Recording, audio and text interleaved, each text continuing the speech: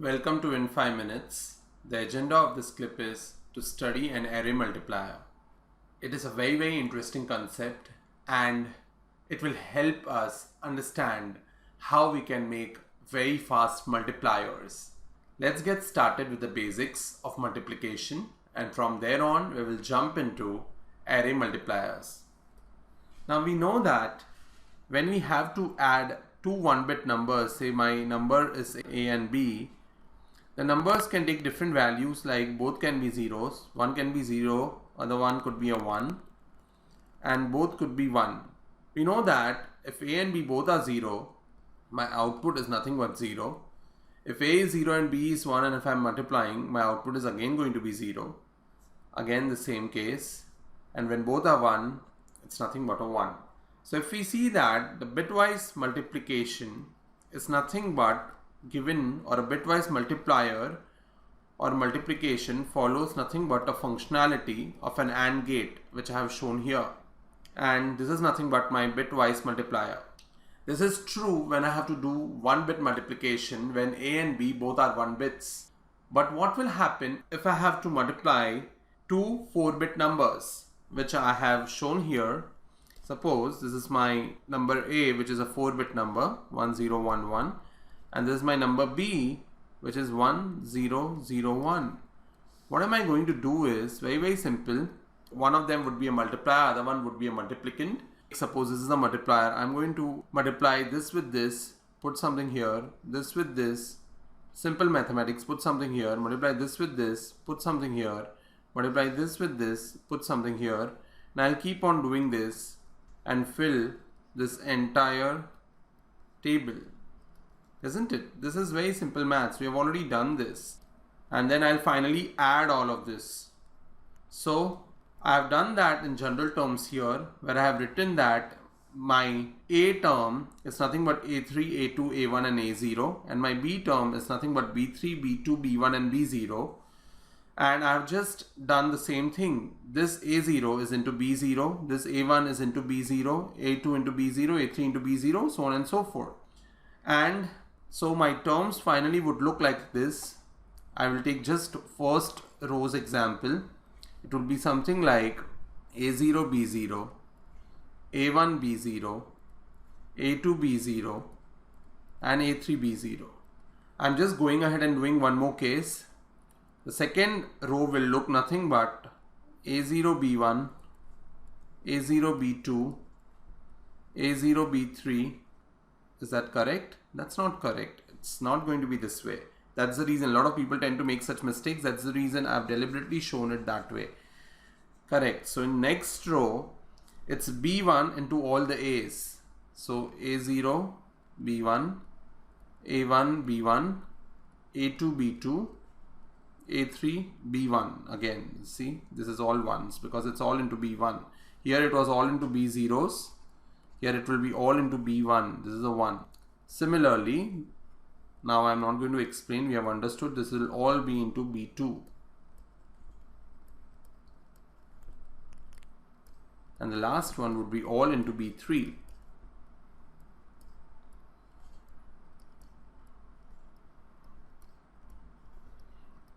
The reason why I'm doing this is we are going to see a very fast multiplication technique, and it's very important to understand all the product terms which are present. So this will be my product term 0.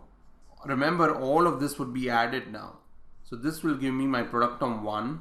This column will give me my product term 2. This will give me my product term 3. This will give me my product term 4. This will give me my product term 5, 6, and whatever is the final carry, because it's an addition, is going to be my P7.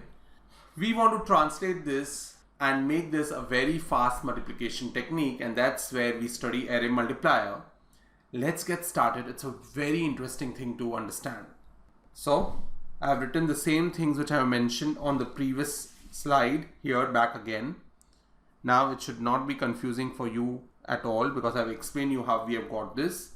And don't get intimidated by the grids which I have shown. It is just for your understanding, these grids. Once you understand what I'm going to explain, you can easily do away with the grids. It's completely fine. So what we are going to do is we are going to go this way from left to right. We'll analyze something here first. and from there on we'll translate and make our final diagram, and then we'll see what is the delay of this multiplication and can we improvise it further or not. Fair enough? Okay, let's get started. The first P0, if you see, we are going to fill in this column and this column. If you see, it's nothing but A0, B0. If you see, this is nothing but this term, A0 into B0. It's nothing but A0 is 1 bit, B0 is 1 bit, two 1 bits are multiplied, which is nothing but an AND gate, which we just saw. So there will be an AND gate which will have an input. One of them would be an A0, other one would be a B0, and whatever I get, the output of that AND gate will be nothing but my P0 signal. So the first column is very simple. Let's quickly go ahead and do that. So this is my first column AND gate. One of them is A0 as we discussed, other one is B0, and there's nothing but my final P0 which I have got, isn't it? Very straightforward. Let's go ahead and see the second column, P1. P1 is, if you observe properly, it's A1, B0. Again, we'll get this with an AND gate added with A0, B1. So first we need to understand how we will get our A1 and B0. That is nothing but an AND gate. Then we need to understand how do we get our A0 and B1. That is again nothing but another AND gate. And when we get both the outputs of this AND gate, we need to add this. So there are two outputs to be added. So it's nothing but an half adder which we need to integrate. Let's quickly go ahead and do this. So here we know that there are going to be two AND gates. Now we know the inputs of this AND gates, and the output of both these gates needs to be added, which is nothing but a simple half adder, and this will give me my P1. But remember, half adder will have two outputs. One is a sum and other one is a carry. So the carry, we are going to take it to the next stage. Just keep this in mind, and we'll call this carry as, because this is the first stage, I'm going to call this as C1, and this sum which has become P1 now, I'm going to call it as S1. Just very simple. Fair enough? Has everyone understood? There are two terms which needs to be ANDed, which I have shown with two AND gates, and both these outputs needs to be added, which is nothing but an half adder because there are only two inputs. So it's an half adder circuit. Let's quickly go ahead and draw this here. So this is going to be my AND gate number 1. This is going to be my AND gate number 2. One of them will have an input A1, other one will have an input B0. For AND gate 2, it will be A0 and B1. So this gives me my AND gates. The output of both of this needs to go to a half adder block. So let's put a half adder block which will produce a sum and a carry. So sum will go down, and we'll call this sum as nothing but P1, and carry will go to the next stage. So this is carry which is going to the next stage. We'll call it as C1 because it's coming out of the first stage. Okay, so second column was also fairly simple. Let's go ahead and see the third column now. This is going to be an interesting thing, and see what I'm going to do here also. So third column has, similar to second, one term, second term needs to be ANDed, third term needs to be ANDed. Three terms needs to be ANDed here, remember that. So three AND gates. Let's first go ahead and put that three AND gates. One AND gate, two AND gate, and three AND gates with their respective inputs. Now three AND gate will have three outputs, remember that, isn't it? So this three outputs needs to be added. Along with this three outputs, there is this C1 also which needs to be added. So let's understand what I'm talking about here. Let's focus on this P2 column and see what's going to happen. If I'm presuming all my outputs as X, Y, and Z, I understand that I need to add this X, Y, and Z, correct? And I'm presuming that if I have a half adder, that means I will just be able to add my X and Y, and what's going to happen is this half adder is going to produce a sum which needs to be added again to this C1 of the previous stage, and Z is also pending to be added. So I will need one full adder as well, which will produce again a sum and a C out. So sum will become my nothing but P2 and my C out will go out from the second stage to the next stage. So there are going to be two C outs, one of half adder and one of full adder. Now a question might come here is, why are we straight away not using a full adder here? Because anyways we had the three outputs from X, Y and Z. We'll understand this as we complete the entire diagram. Right now understand that the three X, Y and Z terms, which are the outputs of the three AND gates, we are taking only two of them, adding it through a half adder, which will produce a sum and a C out. Carry goes to the next stage, which is called C2A. Sum goes down, gets added with the carry of the previous stage and the Z input which was pending to be added, and the final sum becomes P2 and the carry goes to the next stage, which becomes C2B. Not that complicated at all. Let's quickly go ahead and draw this. So first are three AND gates. We'll understand why have I not used a full adder first straight away. We'll understand this as I complete this diagram. So this is going to be A2 B0, correct? Yes, this is going to be A1 B1 and the final one is nothing but A0 B2. So I get this as X, this as Y. I'm just labeling it for understanding, and this is Z. What did I do? I took a half adder block again here. To that half adder I added X and Y, which produced a sum which was nothing but my sum, because it's nothing but my second stage, so I'm going to call it as S2A, and carry which goes to the next stage, which is nothing but C2A. And now this I added it with a full adder circuit, because now I have three inputs. So full adder, which has one input as S2A, other input as Z.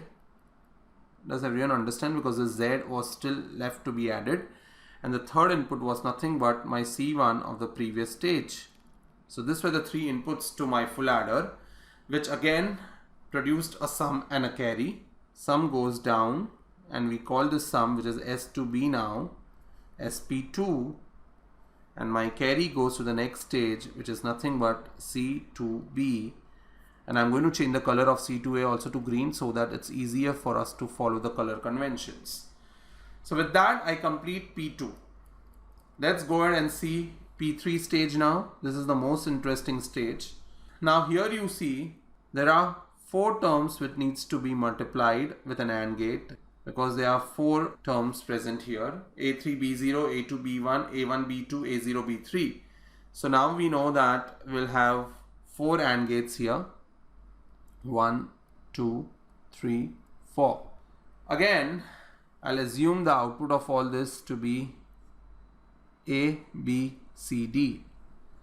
Again, the first thing what I'm going to do is I'm going to use a half adder. So half adder will have an input A and B, which will produce a sum, and it will also produce a carry which will go to the next stage. Because it's a third stage, I will call it a C3A. Then I have my full adder block. Full adder has three inputs. See, I'm not going to take C2B here as an input. There's a logic. What I'm going to avoid here is the rippling effect. Understand, I'll explain this when the entire diagram is ready, but for whoever wants to understand at this point of time, I'm just explaining.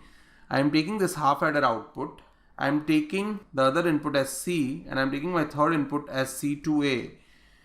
C2A will be computed because I'm putting all of the half adders on the same level. We'll understand this when the entire diagram is ready. Right now, these are going to be my three inputs.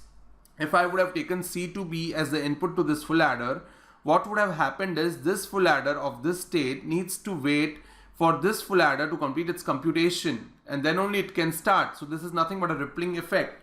However, if I depend on the C of my half adder, at the same time, this particular sum is also getting ready and this particular C is also getting ready. This will become clear when the entire diagram is ready.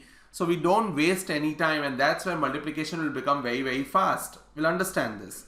So next is a full adder with three inputs. This C is nothing but this C, remember. And now again, this will also have a sum and it will also have a carry, which we'll call it as C3B.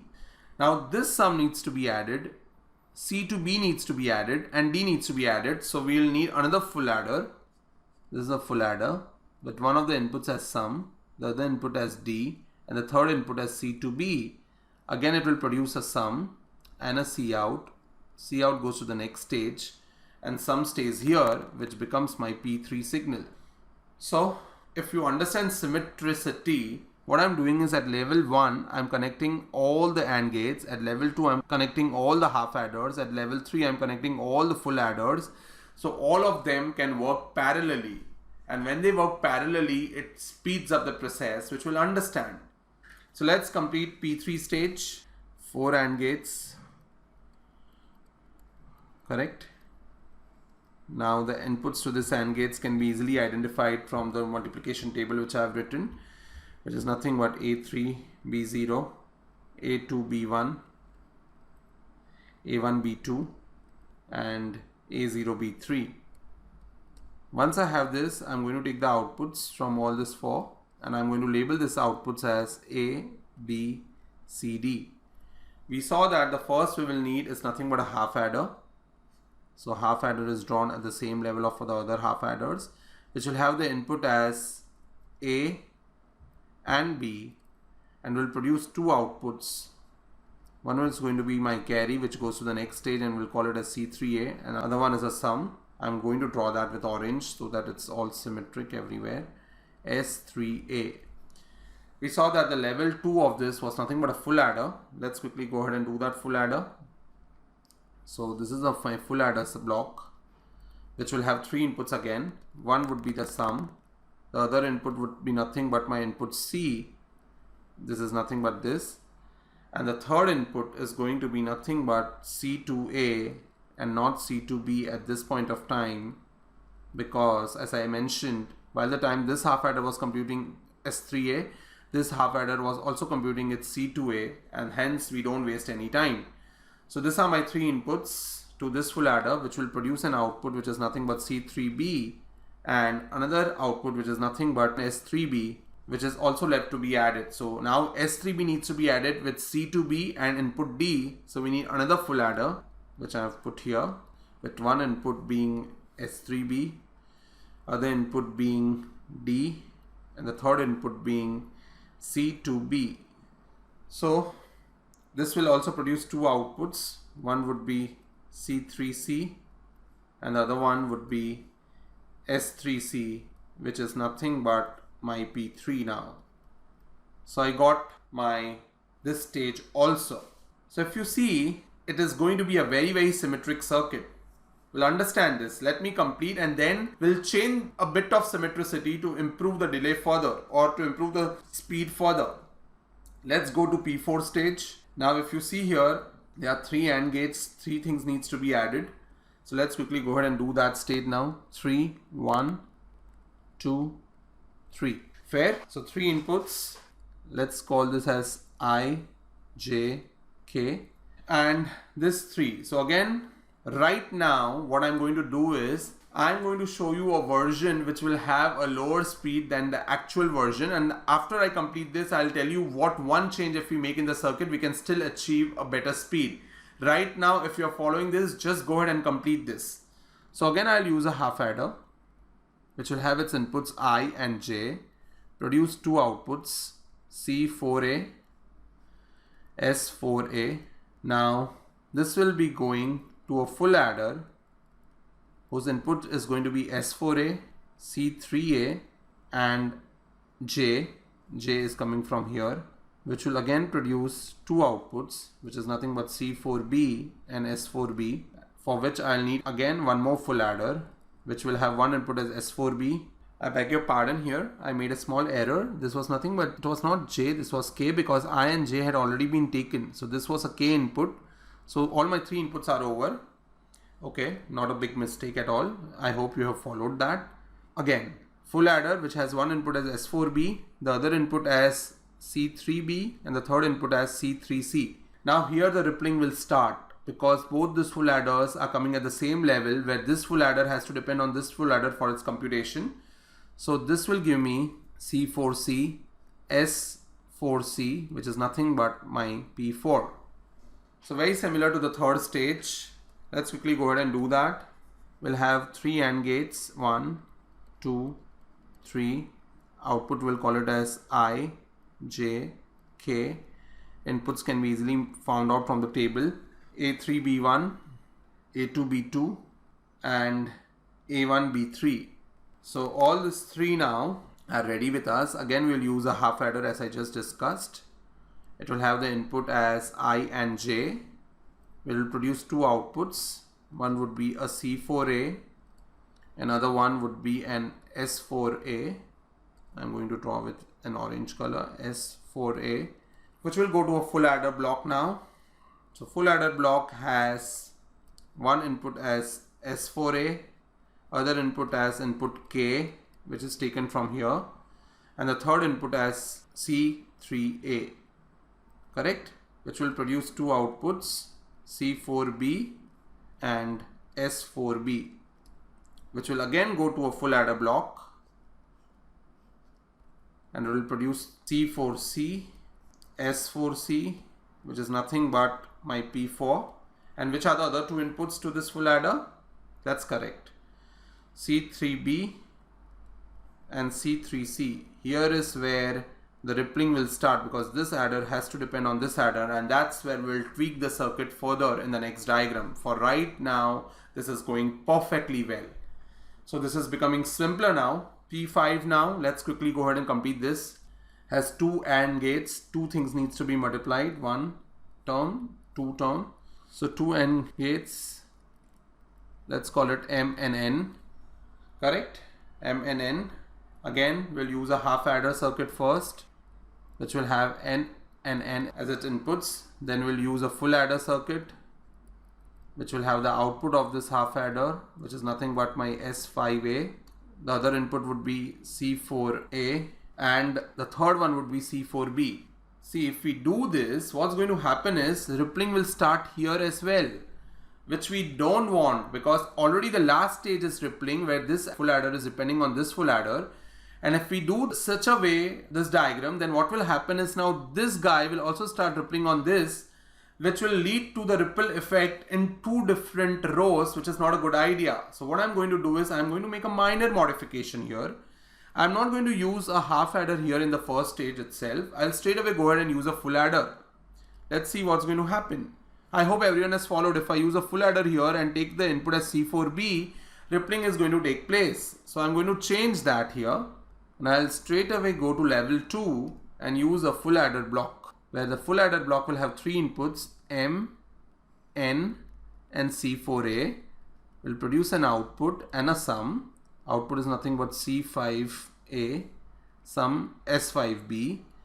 And now there is C4B which needs to be added, C4C, and the output S5B. So here again I'll use a full adder. S5B is this term. So this full adder comes in the same level, will depend on C4C, S5B and C4B. So now this rippling only is present in the last row and not in any other rows.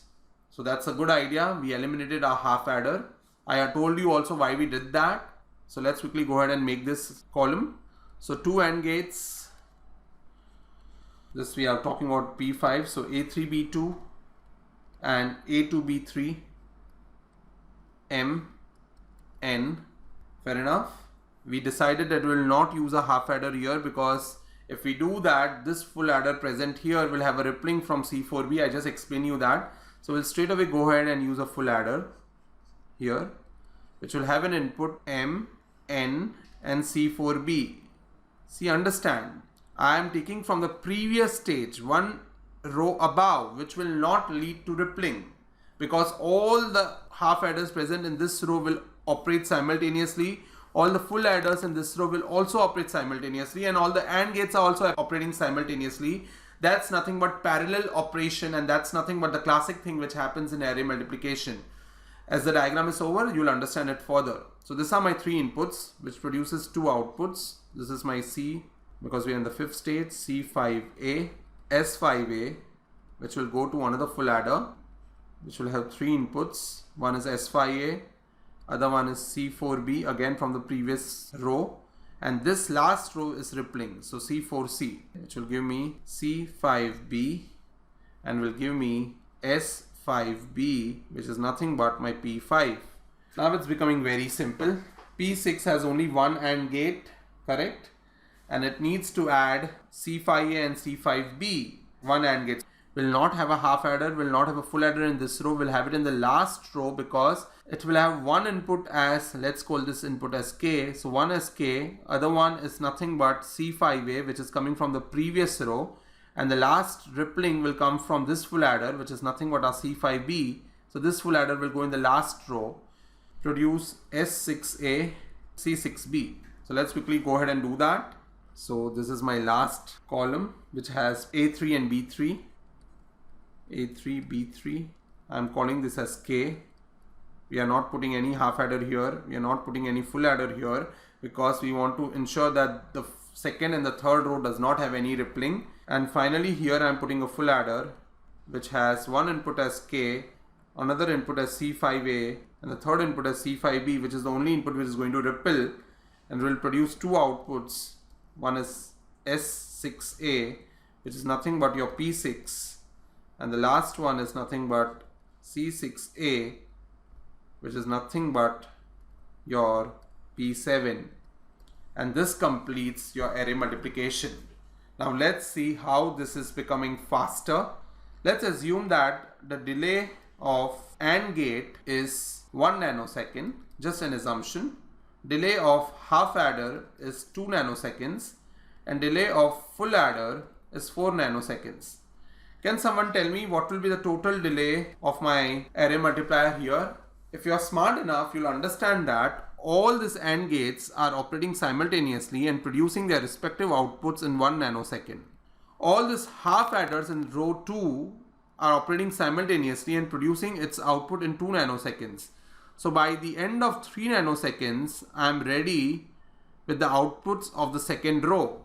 Now full adder 4 nanoseconds. If you see row 3 also, all the inputs which are coming from row 2 and not directly from that row's previous column. I will explain, you don't get confused. This full adder does not depend on this full adder, this full adder does not depend on this full adder, this full adder does not depend on this full adder. Same was the case in row 2 as well. This half adder does not depend on this does not depend on this does not depend on this. And when you don't have the rippling in the same row, in one point of time you can get all the blocks in that row to compute its respective outputs with the input already being present. So say 4 nanoseconds it took for this third row to complete because there were full adders here everywhere. So by 7 nanoseconds I had my S2B, S3B, S4B, S5A and all the carries ready. Now what's happening is, if you look at it properly, here is where the rippling is starting. So once C2B is ready, now this full adder is dependent on this full adder is dependent on this, and this full adder is dependent on this. So now no longer you can say that all these computations will happen simultaneously. So say by 7 nanoseconds, your S2B was ready and your C2B was ready. Now this full adder will take 4 more. So this makes it 11 nanoseconds. It goes to this full adder because it's dependent on one of its input, which is C3C, which will take 4 more. So this is 15 nanoseconds. Similarly this 4, so 19 nanoseconds. And similarly the final full, which will take 4 more, so 23 nanoseconds. So the total delay is going to be 23 nanoseconds. But we saw that the first row, the second row and the third row all gave their respective outputs with the delay of either one AND gate or delay of either one full adder or delay of either one half adder, because all of them had their inputs ready to be computed and did not had to wait. For example, all the half adders had to wait only for their AND gates, which are also already considered 1 nanosecond. All these full adders only had to wait for their respective half adders, which are already considered 1 plus 2, 3 nanoseconds. And then we saw the rippling in the last row. But this last row full adders also had their respective full adders in the third row ready with its output. So we had computed only 4 nanoseconds, and this gives me a total delay of 23 nanoseconds. Now an interesting thing which one needs to understand is what will happen if In my P4 stage, if I want to make this further fast, P4 stage, if I replace my half adder with a full adder, what change will happen and will the circuit improve or not? We'll see this in the next clip. Hope you have followed. Stay tuned and thank you very much.